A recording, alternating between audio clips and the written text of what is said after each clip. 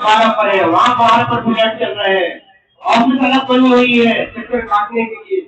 اور اس کے علاوہ مارکیٹ میں دکان الگ ہے، اور کیا کر رہے ہیں ہم تو کنگال ہیں، ہم تو بھکاری ہیں، ہم تو بٹوارا لے کے بھیک مانگنے والے ہیں، ہم کا گزر بسر یہی بھارت سے چلتا ہے، اور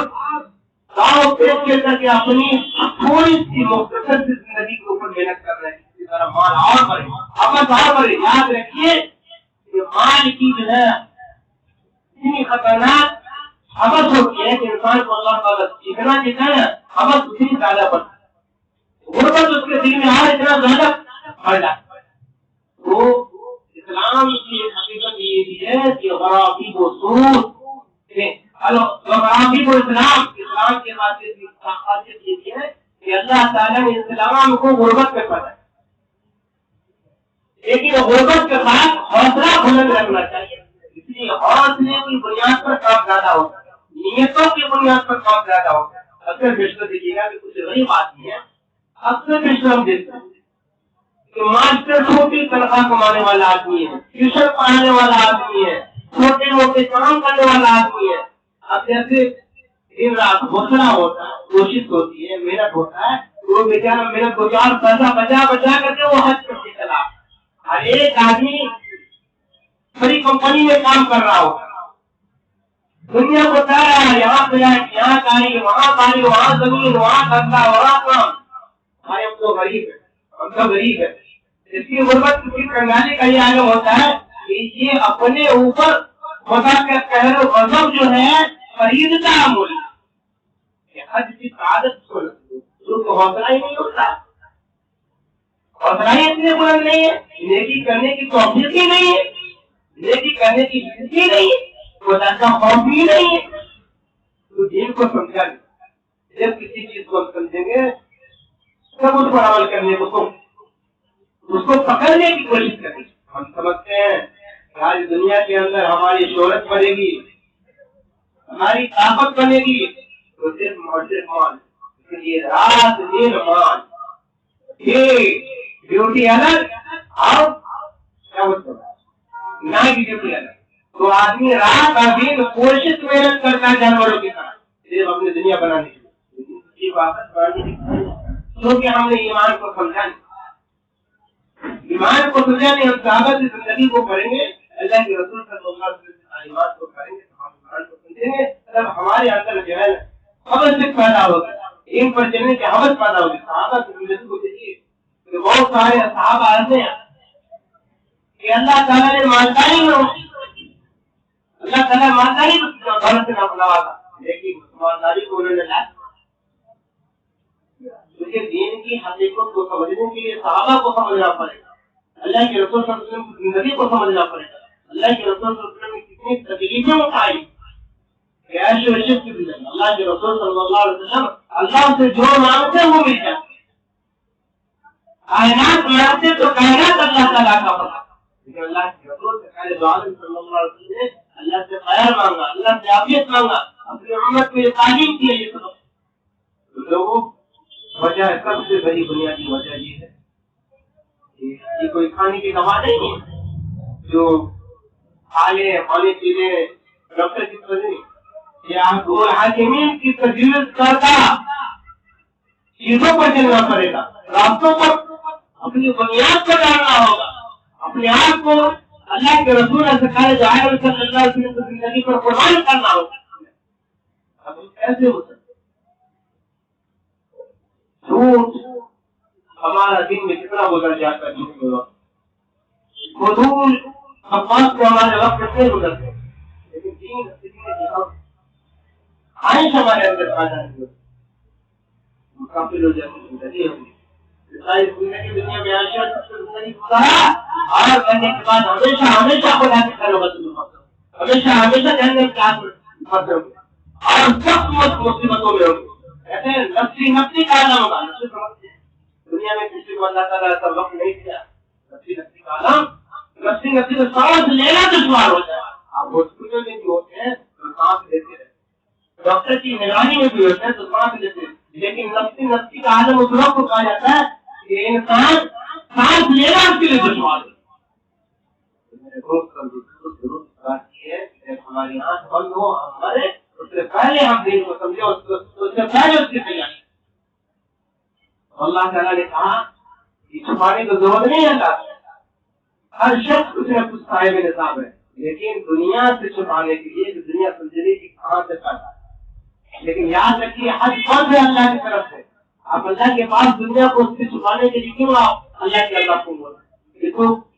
ایمان کے دائرے کا انکار ہے. اللہ تعالیٰ نے فرمایا وَلِلَّهِ عَلَى النَّاسِ حِجُّ الْبَيْتِ مَنِ اسْتَطَاعَ إِلَيْهِ سَبِيلًا. ایسا ہو گیا تو حج کر, ایسا ہو گیا تو حج کر لے. لیکن ہماری خواہش 5 لاکھ روپیہ کو جوانی آتی ہے نا, تھوڑا سا عمر بڑھتی ہے جوانی آتی ہے, ایسے تربیت میں ہم پڑھ رہے ہیں, ایسی تربیت میں پڑھ رہے ہیں, ہمارے ماں باپ بھی اتنے جاہل ایسے احمق ہے, بیوقوف ہے. ابھی بزنس کر رہے, بزنس میں لگا دیں, تم کو کیا معلوم گارنٹی ہے اس بات, گارنٹی ہے اس بات کی کہ اس سے تمہارا بزنس, وہ بزنس دینے والا, بلندی پر پہنچانے والا, کنگال بنانے والا, دولت دینے والا ہو تو اللہ کا کام ہے. اگر مقدر کو تو اللہ تعالیٰ دے گا, نہیں مقدر میں ہم مان گا. اس لیے کہ حضرت علی رضی اللہ تعالیٰ نے سوال کیا, حضرت علی نے کہا, حضرت علی سے کسی نے سوال کیا کہ بتائیے کہ اللہ سے دعا مانگنے کا فائدہ کیا؟ تو بتایا ہو سکتا ہے کہ مانگنے سے نہیں, ہو سکتا ہے کہ ہم بہت سے مانگنا بھی تو پریشانی بڑھتی ہے تو بھاگتے ہیں ڈاکٹر کے پاس قرض لینے کے لیے, ڈاکٹر کے پاس ان کے جوتے کو پالش کرنے کے لیے بتا دی ایسا بھی کرتے. لیکن کبھی کوئی ایسا آدمی ابھی دور میں نظر نہیں آتا ہے کہ جو مسجد میں آ کے اللہ کا کام ہو جاؤ, اللہ موت بھی آپ کی قبضے میں, اے اللہ زندگی بھی آپ کی قبضے میں, اے اللہ پریشانی بھی آپ کی ہے, اے اللہ اچھے دن بھی آپ کے ہیں, اے اللہ اس کو حل کر. کوئی داڑھی والا کیوں ہو رہا ہے, دعا کیجیے ہماری بیوی بیمار ہے, بچے پریشان ہوتا, اتنا گمراہ ہو چکا ہے, ہاں یہ سماج اتنا گمراہ ہو چکا ہے, گھر میں پریشانی ہے, مصیبت ہے, تکلیف ہے, آدمی مکش ڈالے میں اور داڑھی دعا کروا رہا دو. اتنے احمد ہے یہ بھول بھلیا میں یہ بیٹا ہے وارث ہے, لیکن یہ سب فکر نہیں ہے, دماغ سے فکر نکل گیا کہ مر جائیں گے ہماری وراثت کہاں چلی, اس کے زمین پر اس کا بیٹے کا قبضہ ہوگا, اس کے مال پر اس کے بچوں کا قبضہ ہوگا. لیکن زندگی بھر اللہ کے یہاں جو ہے نا, اللہ کی طرف سے جو عذاب اس کے لیے متعین کیا, ان عذاب شدید, اس نے دنیا میں ایسے ایسے کارنامے انجام دیے, اس کے بدلے میں اس کی عوض میں اللہ تعالیٰ نے اس کے لیے شدید بڑا سخت عذاب اللہ تعالیٰ تیار کر اس کو یہ بھول بیٹھے. کیا یہ امید ہے کوئی آدمی ہاتھ اٹھا کر کے جان سکتا ہے؟ ہم کو یہ اپنی اولاد سے کوئی امید ہے, اپنے بچوں سے ہمیں یہ امید ہے کہ ہم مر جائیں گے تو ہماری اولاد قبر پر ہمارے آخر سے پاتا پڑے گی, رو کر کے دعا کریں. آپ خود بھی نمازی, آپ خود مکار چور بے ایمان ہے, تو آپ کے بچے کہاں سے؟ نماز کا وقت ہو جاتا, اذان پڑتی ہے, آپ بھی موبائل لے کے, باپ اٹھا باپ سے موبائل لے کے پڑھا, سب چل رہے ہوتے. آپ تو آج صرف دو سنسا ماننے کے لیے مسجد میں 2 رکعت کے لیے چلے آتے ہیں, وقت کو ضائع کریں گے, کیا باتوں سنے. اور کیا کہ آج آپ اس کی تعمیر کر رہے ہیں, کل یہ نسل آپ کی کیا کرے گی؟ دیکھتے جاتے تھے, چلو ہم یہ تھا تو دنیا اس طرح ترقی ہے. جب کوئی آدمی جب محنت کرتا ہے, دونوں مسکراؤ نہیں, تکلیف کیجیے بات کر رہا. اگر کوئی آدمی بزنس کھڑا کرتا ہے نا, اپنے والد کو لینا, اپنے بال بچوں کو ساتھ میں رکھ کر سکھاتا ہے نا, تو بچے کی یہ کوشش ہوگی ہمارے ابا جس انداز سے جو ہے نا اس کو چلائے ہیں نا, جس انداز سے ابا نے کاروبار کو اٹھائے نا, بیٹا اور محنت کا کوشش کرتا ہے اس کو اور بلند کیا جائے, اور اوپر پہنچایا جائے, اور شاید کو تلاش کیا جائے, اور کاروبار کو بلند کیا جائے, اور پوری دنیا پر پوری اپنی سلطنت قائم کی جائے, اپنا وہ اپنی حکومت اپنا قبضہ جمایا جائے. یہ اس کے والد حکیم کے معاملے میں ہم وقت ہوا اتنا توقع ہونے والا ہے. اب گیا 2 رکعت مارا چلے, معلوم نہیں قبول ہوا کہ نہیں ہوا. قبولیت کی نشانی یہ ہے کہ آپ کو فکر کرنا پڑے. آپ کو اپنے بچوں کو سدھاروں کے لیے آپ کو اپنے بچے کو تربیت دینے کے لیے تیاری جمعہ سے پہلے کرنی ہے کہ اذان سے پہلے مجھے مسجد آنا، ورنہ یاد رکھیے کہ آپ یہاں سے ہر پہ آئے رہیں گے نا، کتنے رہتے وہاں